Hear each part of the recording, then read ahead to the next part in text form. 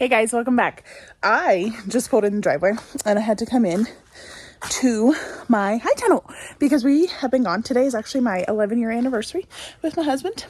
Our anniversary celebrations aren't over, but I had to come into my high tunnel because I hadn't seen it in 3 days and I missed it for one, and two, I had to see what was going on in here. And it is a jungle. Holy moly. The arch, look at these guys. We need to train you guys to go up. Okay, this is loaded with blossoms.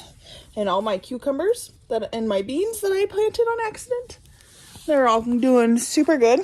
My cucamelons. I was thinking of going to get a couple cages, tomato cages or something, because these cucamelons are doing really good, but they're getting crazy. Not only did the tomatoes and all the things explode, but so did the lamb's quarter. I'm so pleased. Okay, look at you. You're doing super good. This tomato's got all sorts of blossoms. Hey, little friend. He's doing all good. He's got a little damage on those tomatoes. This one is what is he?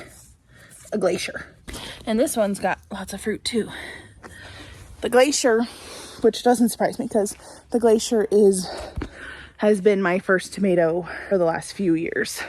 These tomatoes are all doing super good. Something I wanted to show you. Okay, so when I was starting, oh, it's blazing in here. When I was starting my my tomatoes, I had said I had one seed left of my Black Beauties, and so I planted it, and I was like, "You got to be the champ," and it really was. I have got to come through here and weed this part, but then I brought it in here and it was like the biggest strong tomato, and as I was getting ready to plant everybody, it got decapitated, and I was like, oh dang it. But then this whole plant is the Black Beauty, and you can see here where it got decapitated, but it is an indeterminate tomato and it is growing out. It's got all sorts of blossoms on it, and yet some blossoms that have yet to come. And in here I'm seeing butterflies. I see a monarch butterfly. I see a bunch of bees. There's plenty of pollinators in here. Even flies will pollinate for you. My potatoes are blossoming, which that will really help clear this out. And they were blossoming before we left, so which is good. They need to run their course. I'll dig them out. It'll help make more space for the tomatoes. A lot of the beans, you can see them coming up here, that I planted ages ago. They're doing really well. Oh, my garden huckleberry. These are squashes I planted in here with some melons. I didn't label them. I just came in here and got it done. This definitely looks like a melon or so. And I still haven't got the shade cloth up on this half. I need to do that. But look at this. This is a giant lamb's quarter. And these have just come up recently. And I've been doing the old pull it and leave it. Gets the nutrients back into the soil. This side doesn't have shade cloth, but it does. I do water it pretty good morning and night, but I'll show you this. So this guy, he's getting kind of sad. That's okay. He's just reacting to the heat, and he is not loving it because it is pretty hot over here. It's getting not his favorite time. I planted a bunch of watermelons back here and they're starting to crawl. I don't know. I didn't plant like crazy ones. I just planted faster maturing cantaloupe and faster maturing watermelon, like the sugar babies. Beans, I replanted a ton of beans and they're coming in.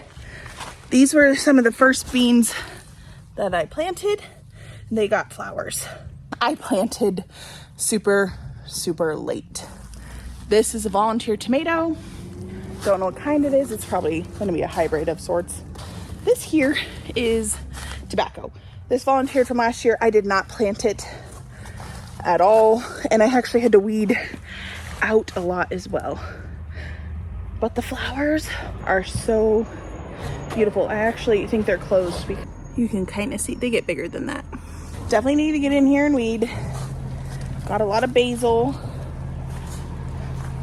I had this greenhouse, it was like spotless just a few days ago. Some of my trees are doing really good.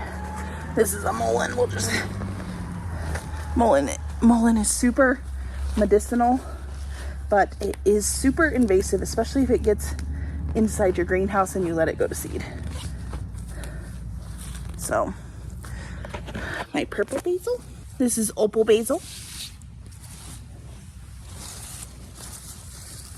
That's a sweet basil. Oh, it smells amazing. I need to harvest it. I believe I had told you guys last video that this was a Tulsi basil, holy basil, but I actually think it's a lemon basil. It has bushed out since then, and we're gonna do the exact same thing again. We just want this plant to really grow in this area. We have a lot of volunteer tomatoes, and these are marigolds. I planted them all around in here just to help with pest. I haven't had a crazy amount of pest pressure, but because this is my second year, I figured it would. I had my friend Bonnie comment on one of my videos and say that she makes tea out of this lemon basil. That's what we're gonna do. Oh, it smells amazing. It does not smell like basil at all. Oh, and we're in the shady part. Really just smells like a really good lemon head. This is a marigold that's bigger. I planted them all around these trees. My peppers all have blossoms. I haven't had a successful pepper year here in Central Oregon, so we'll see how it goes. These ones are the beans I planted, and they're coming up. These are the ones. My lemon basil.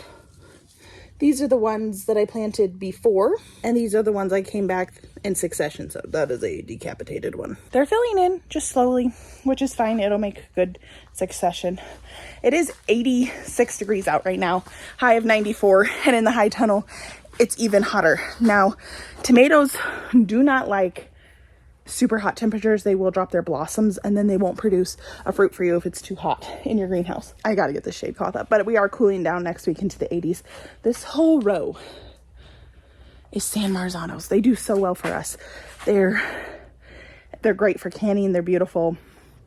They're really tasty. Oh, my tomatillos. This is a volunteer tomatillo, and it's growing huge.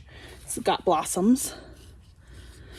And I started a tomatillo from seed, a purple one, and it's right there. So they need a buddy to be able to grow, or they won't give you fruit. So there's a little fun update. When the gardener's away, the garden will play, I suppose. He it's always fun to go away for a few days. It's hard to leave your farm, super hard, because, well, when you got a lot going on, and if sprinkler timer doesn't work or what have you, something happens in your whole garden or the deer. When on our way out, we were leaving and I had forgotten. We had to come home twice.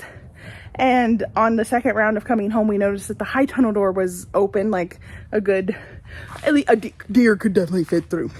And that would have been a travesty to come home and this all be like ate up. I think I would have cried and cried and cried and cried. When you're gone, there's that added stress of something happening when you're gone. But my sister took care of the animals, so I knew they were gonna be fine. My parents had my children. All the important bases were covered. And obviously it got watered and the timers didn't fail, but that is always hard for me to leave. And we've gone on a few smaller trips around, and this is the last one. This was my third trip of the summer. This is our last scheduled. We might do one more rafting trip because we went whitewater rafting yesterday and that was a ball. There's like a more hardcore course in a different area that this is the last run for it because they're taking out all the dams. So this is the final year. So we might go rafting one more time, but we can go all the way through fall, which is fun. I'll get in here more this week, and I actually bought some hooks on Prime Day to hang up and get my weed fabric, and my frost cover off the ground so it looks a little more tidy in here. I might get this cardboard out of here just because it just doesn't look pretty. Yeah, get it a little more tidy in here, weed it up. I tell you, I've been keeping up on weeds, but just being gone for 3 days, and I don't think I got it got in here and weeded the day before we left. So just like 4 days of not staying on top of the weeds, they exploded as well. So not only did all my tomatoes and trees and plants, they all explode, but so did the weeds. And that's okay. I'm using them for fertilizer. Just dropping and dropping them. But it is hard. But it helps when you have people you trust to take care of your farm, so you can go and get a little break. And I always worry until I basically stress out about leaving all the way up until we leave, and then I'm okay. It's hard to leave your farm, and I think that's why people look at farms, at least we did, and be like, I don't want to be those people that get stuck home. But what you also don't understand is once you become more of a homebound people and you make your life at home, and if you're home more, you get to make your home really enjoyable, then you don't want to leave your home. And that's why I think a lot of farmers and ranchers don't leave. It's not like a punishment. It's because you really enjoy the life you've created for yourself, and why leave and pay thousands and thousands of dollars to stay somewhere that isn't as nice. So we're getting there, and our farm is still young, our children are young, and it's hard when you have young children to really make your place super nice. I don't know, it's harder. You got a lot more going on. But it also is really good to leave as well, because then you get to come back a little more refreshed and have new eyes, and you get to enjoy your plants. You get to enjoy your plants and your animals that you haven't seen in a while. Thank you guys very much for following along with this pretty short video, and I will see you on my next one. Bye guys.